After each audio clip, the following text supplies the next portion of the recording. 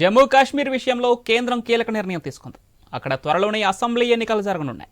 దాన్ని పరిగణలోనికి తీసుకున్న కేంద్రం జమ్మూ కాశ్మీర్ లెఫ్టినెంట్ గవర్నర్కు అధికారాలను పెంచింది. గతంలో మోదీ ప్రభుత్వం జమ్మూ కాశ్మీర్ పునర్వ్యవస్థీకరణ చట్టం 2019లోని సెక్షన్ 55ను సవరించింది. దీంతో లెఫ్టినెంట్ గవర్నర్కు అధికారులను బదిలీ చేయడానికి, పోస్టు చేయడానికి హక్కు ఉంటుంది. కాగా ఆ సవరణలను రాష్ట్రపతి ద్రౌపది ముర్ము ఆమోదం తెలిపారు. ఈ మేరకు కేంద్ర హోం మంత్రిత్వ శాఖ నోటిఫికేషన్ జారీ చేసింది. ఈ సవరణతో లెఫ్టినెంట్ గవర్నర్కు పోలీస్, పబ్లిక్ ఆర్డర్కు సంబంధించిన విషయాలలో అధికారం మరింత పెరుగుతుంది.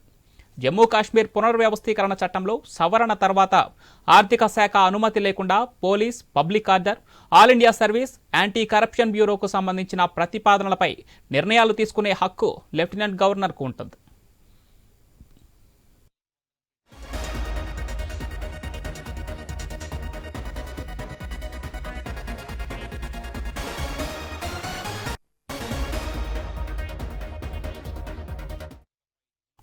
జమ్మూ కాశ్మీర్ విషయంలో కేంద్రం కీలక నిర్ణయం తీసుకుంది.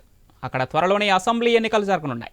దాన్ని పరిగణలోనికి తీసుకున్న కేంద్రం జమ్మూ కాశ్మీర్ లెఫ్టినెంట్ గవర్నర్కు అధికారాలను పెంచింది. గతంలో మోదీ ప్రభుత్వం జమ్మూ కాశ్మీర్ పునర్వ్యవస్థీకరణ చట్టం 2019లోని సెక్షన్ 55ను సవరించింది. దీంతో లెఫ్టినెంట్ గవర్నర్కు అధికారులను బదిలీ చేయడానికి, పోస్టు చేయడానికి హక్కు ఉంటుంది. కాగా ఆ సవరణలకు రాష్ట్రపతి ద్రౌపది ముర్ము ఆమోదం తెలిపారు.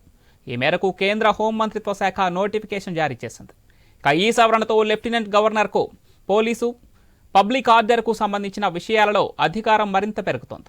జమ్మూ కాశ్మీర్ పునర్వ్యవస్థీకరణ చట్టంలో సవరణ తర్వాత ఆర్థిక శాఖ అనుమతి లేకుండా police, public order, all India service, anti corruption బ్యూరోకు సంబంధించిన ప్రతిపాదనలపై నిర్ణయాలు తీసుకునే హక్కు లెఫ్టినెంట్ గవర్నర్కు ఉంటుంది.